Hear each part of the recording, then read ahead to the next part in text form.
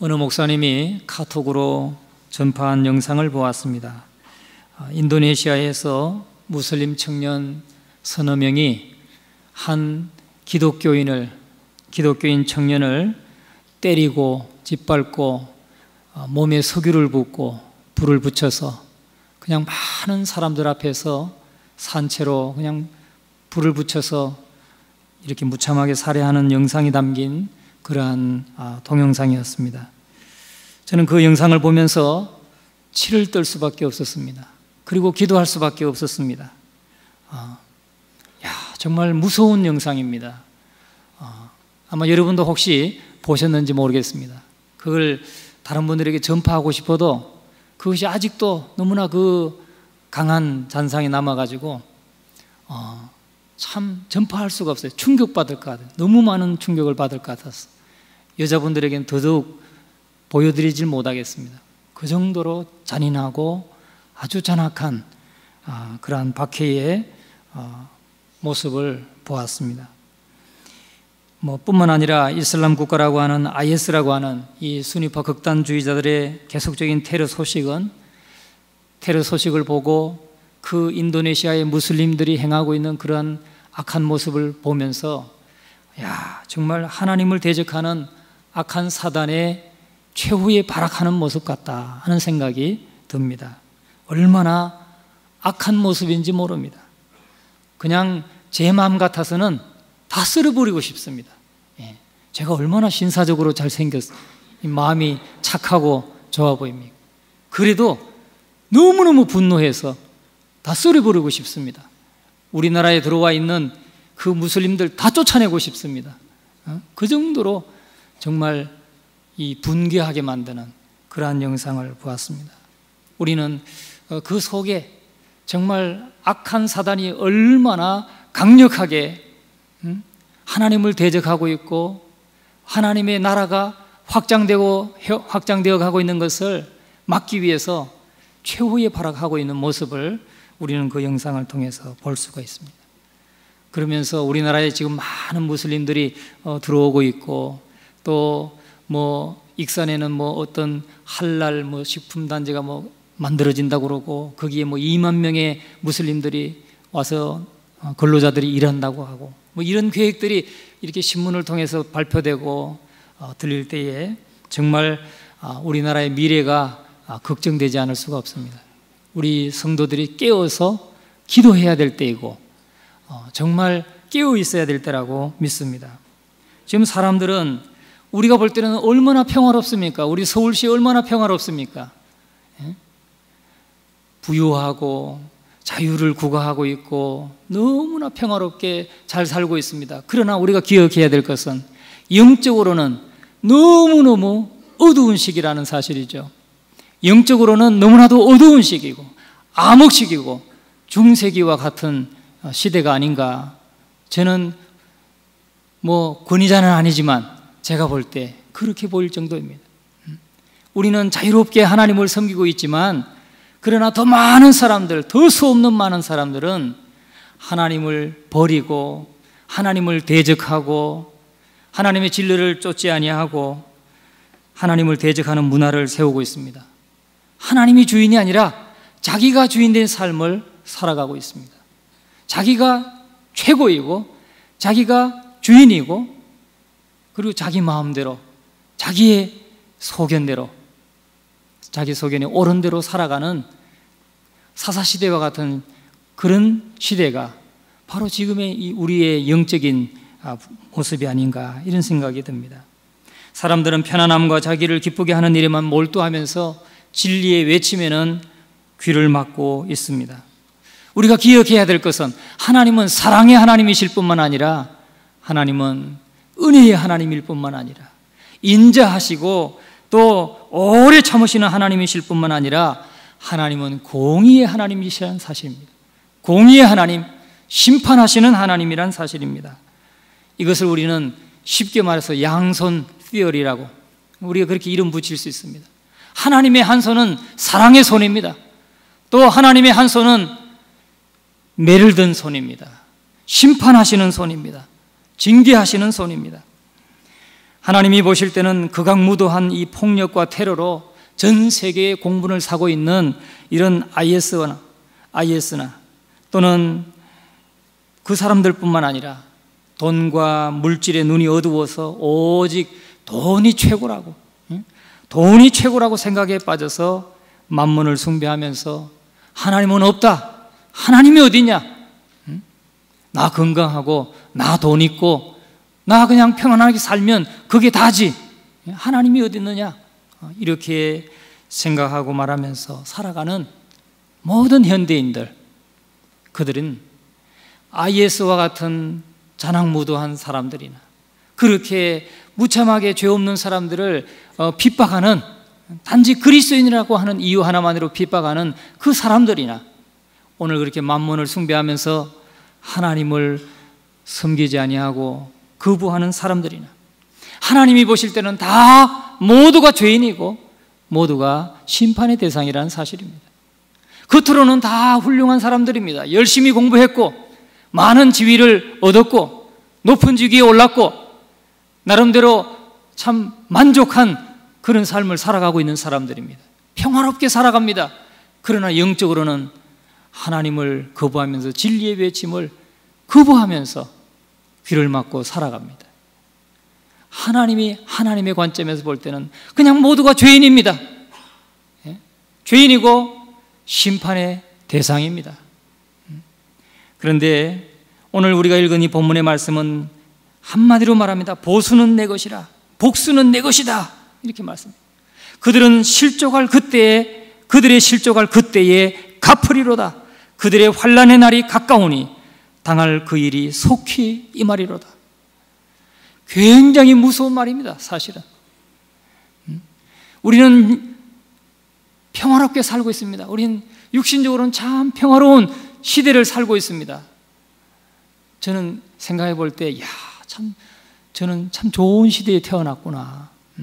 전쟁도 겪지 않았고 일제시대도 겪지 않았고 참 부모님들이 고생하고 할아버지, 아버지 고생해서 오늘 우리는 정말 이렇게 평안한 삶을 누리고 있습니다.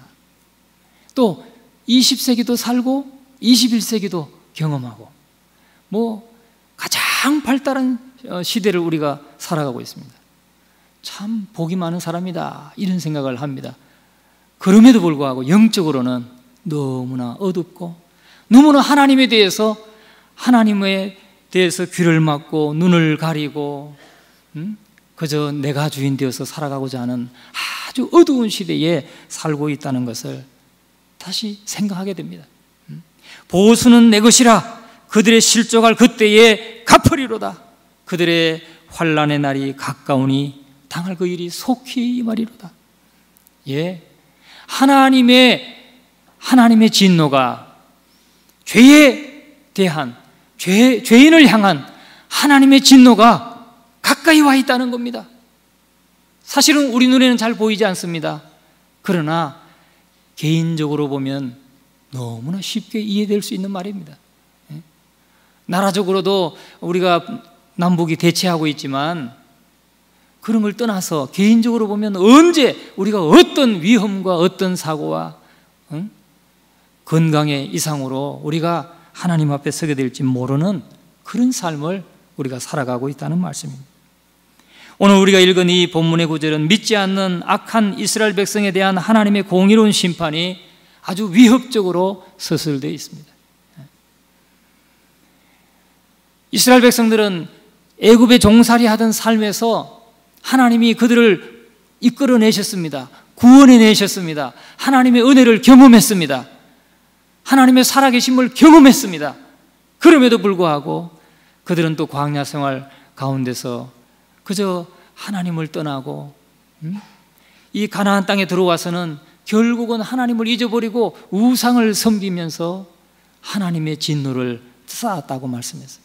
그래서 하나님은 보수는 내 것이라, 내가 실족할 그때에 갚으리로다. 그들의 환난 날이 가깝다라고 말씀하고 있는 것입니다. 여러분, 오늘 우리 세대 믿지 않는 사람들은 자체하고 믿지 않는 사람들은 좀 뒤로 하고 그 사람들은 그냥 믿지 않는 사람은 그 불신앙 때문에 오늘 우리가 읽은 이 본문의 말씀이 그대로 임할 것이고, 우리 하나님의 자녀들, 하나님의 자녀라고 생각했던 사람들, 교회의 마당을 밟았고 주일학교를 다녔고 교회를 당분간 다니다가 신앙이 지금 흐지부지해진 사람들, 하나님을 지금 하나님 없는 것처럼 살아가고 있는 사람들, 그런 사람들을 향해서도 이 말씀은 동일하게 주어지고 있는 말씀이란 것입니다. 여러분, 그들의 실족할 그때에 갚으리로다. 그들의 실족할 그때에 갚으리로다. 여러분, 이스라엘 백성들이 받게 될 심판과 멸망을 한마디로 말하고 표현해 주고 있습니다. 그들이 실족할 그때 갚아주겠다. 여러분, 마치 미끄러운 곳에 서 있거나 걷는 사람이 항상 넘어질 위험에 처한 것과 마찬가지라는 겁니다. 그들은 항상 멸망당할 위험에 처해 있다는 것입니다. 그것이 오늘 우리가 살아가고 있는 이 시대입니다. 미끄러운 길을 걸어갑니다. 여러분, 미끄러운 얼음판에 걸어가 보셨죠? 예? 얼마나 미끄럽습니까? 누가 밀지 않아도 혼자 걸어가다가 혼자 발라당 넘어집니다. 여러분, 이 이슬이 내리고 눈이 내리고 빙판이 내렸을 때 정말 조심하시기 바랍니다. 언제 넘어질지 모릅니다. 누가 밀지 않아도 넘어집니다. 시편 73편 18절에 말합니다. 주께서 참으로 저희를 미끄러운 곳에 두시며 파멸에 던지시니, 주께서 참으로 저희를 미끄러운 곳에 두시며 파멸에 던지시니, 그렇게 말합니다. 그들은 항상 예기치 못하는 순간 갑작스럽게 멸망당할 위험에 처해 있게 되었다는 것입니다. 또 저희가 어찌 그리 졸지에 황폐되었는가, 놀람으로 전멸하였나이다. 시편 73편 19절에는 그렇게 말씀하고 있습니다. 여러분, 우리가 지금 살아가고 있는 이 시대가 바로 얼음판, 살얼음판, 언제 깨질지 모르는 살얼음판, 아니면 언제 넘어질지 모르는 미끄러운 이 얼음판을 걷고 있는 것과 같다는 것입니다. 이 본문에 함축된 다른 의미는 다른 사람의 손으로 밀어 넘어뜨리지 않아도 그냥 그들 스스로 넘어지기 쉽다는 것입니다. 뿐만 아니라 그들이 아직 넘어지지 않았고 지금도 넘어지지 않는 이유는 오직 하나님의 정하신 때가 오지 않았기 때문이라는 것입니다. 하나님의 정하신 때가 오지 않았기 때문에 오늘 우리가 좀 미끄럽지만 그냥 지금 걸어가고 있다는 것이죠.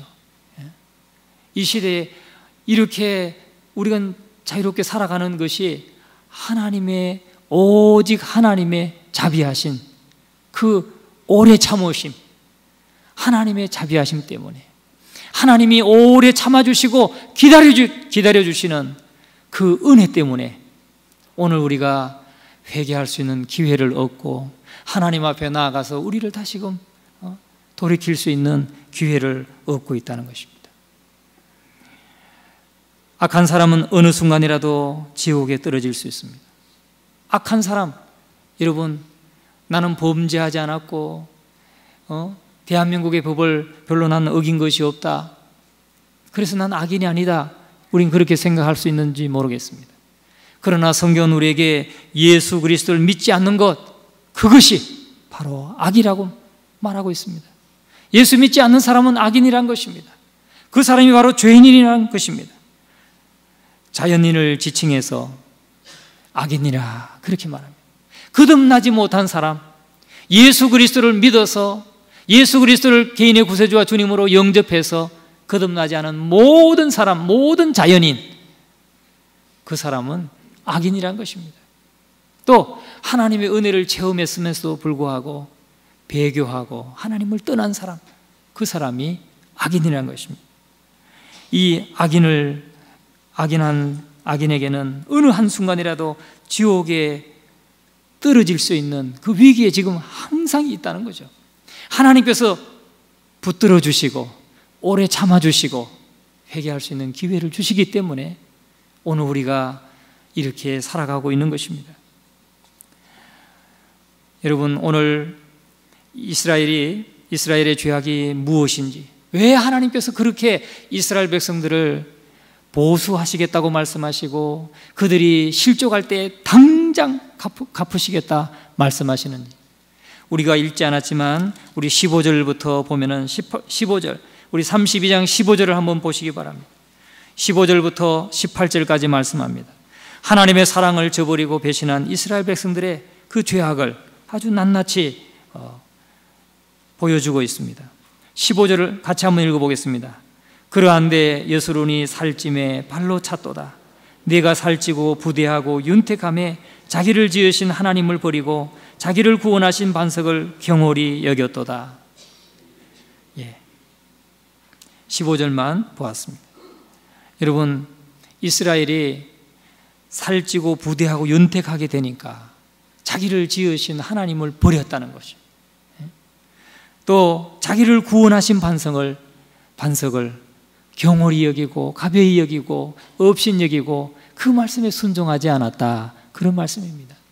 다시 말하면 경제적으로 잘 살게 되고 건강하고 모든 것이 평화로우니까 자기 주인을 버렸다는 것입니다. 하나님을 버렸다는 것입니다. 그것이 오늘 현대를 살아가고 있는 수많은 사람들의 모습이 아닙니까?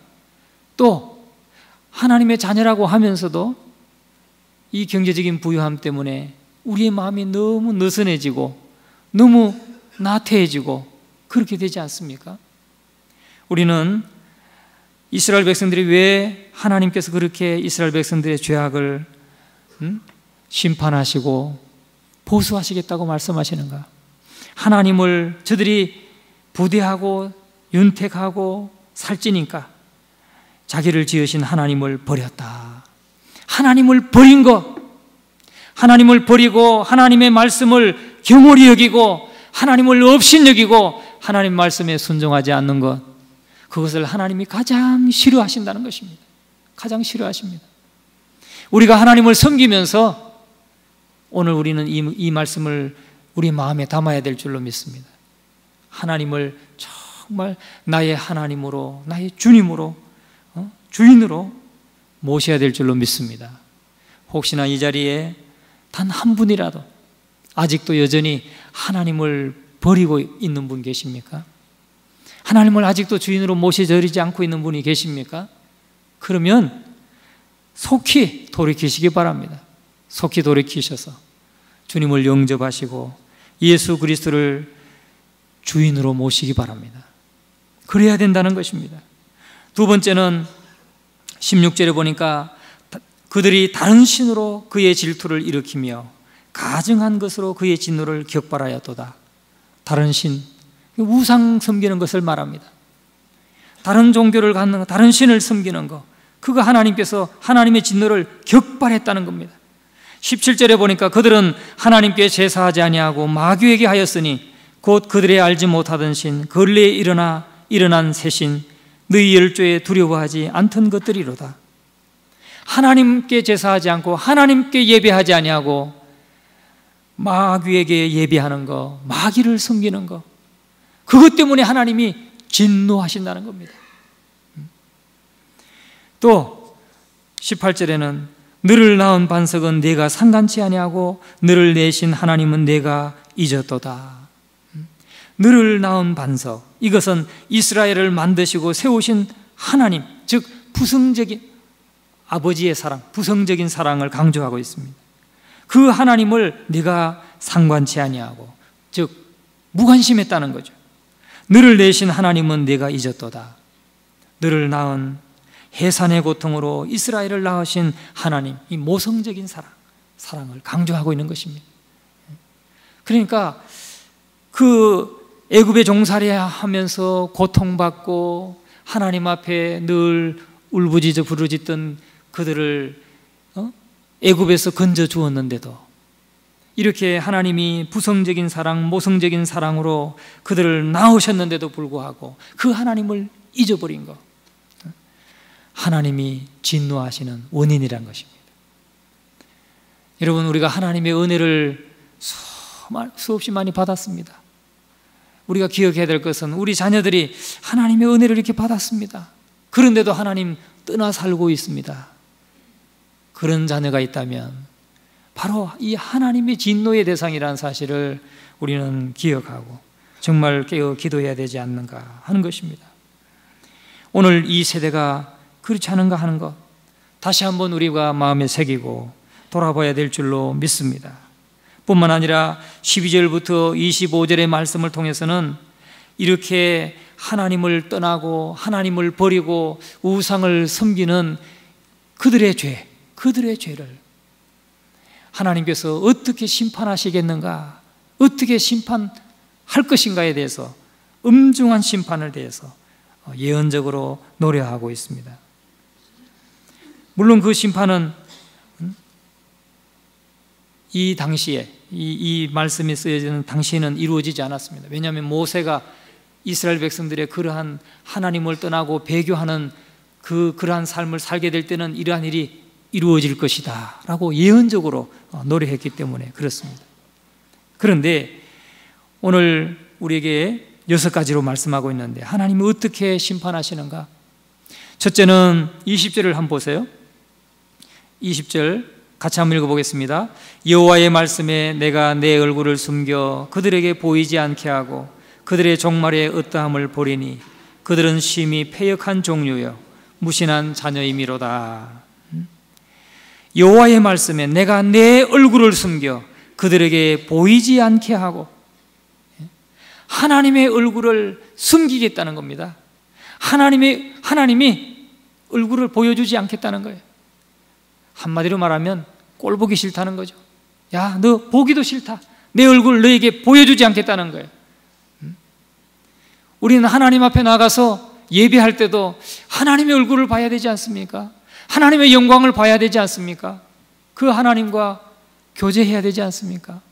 하나님을 경배하면서 하나님의 그 인자하신 얼굴을 통해서 하나님의 은혜를 입고 해야 되는데 하나님이 얼굴을 돌리셨어요. 얼굴을 돌리셨어요. 오늘 하나님을 버리고 우상을 섬기고 살아가고 있는 수많은 사람들을 향해서 하나님은 얼굴을 돌리시겠다, 그렇게 말씀하는 겁니다. 이스라엘은 하나님께 대하여 전혀 전의가 없는, 신의가 없는 개망난이라고 말씀하고 있는 것입니다. 그들에게 내려질 것은 그들의 완악함과 불신실함에 대한 멸망과 저주의 심판뿐이라는 것입니다. 21절을 한번 보세요. 21절 같이 한번 읽어보겠습니다. 그들이 하나님이 아닌 자로 나의 질투를 일으키며 그들의 허무한 것으로 나의 진노를 격발하였으니 나도 백성이 되지 아니한 자로 그들의 시기가 나게 하며 우둔한 민족으로 그들의 분노를 격발하리로다. 네? 그들이 하나님이 아닌 자, 즉 누구예요? 우상, 아무것도 하나님과 정말 비교할 수도 없는 아무것도 아닌 우상을 만들어가지고 그 우상으로 우상을 섬기니까 결국은 하나님을 모독하는 것이란 겁니다. 네? 하나님을 모독하는 거예요.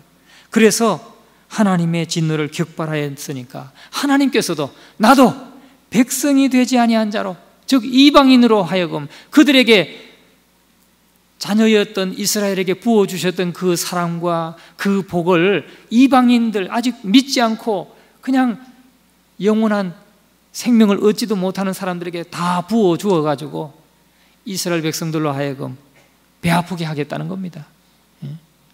그러니까 오늘 수많은 사람, 불신자이면서도 물질적인 복을 받고 부유함을 누린다고 해서 여러분 우리가 부러워할 게 아니라는 거예요. 우리 보고 야 봐라, 우리를 깨닫게 하시기 위한 하나님의 행동이시라는 것이죠. 또 22절에는 내 분노의 불이 일어나서 음부 깊은 곳까지 사르며 땅의 그 소산을 삼키며 산들의 터도 붙게 하는도다. 하나님께서 분노의 불을 일으켜서 음부의 깊은 곳까지 사르겠다. 이 음부라고 하는 것은 땅굴, 이 땅속의 깊은 곳. 하나님의 심판의 불이 땅 위뿐만 아니라 산들을 불사를 뿐만 아니라 땅속에 뭐 동굴을 파고 들어가 있다 할지라도 그 땅속까지도 다 불사를 놔서 소멸시키겠다는 거예요.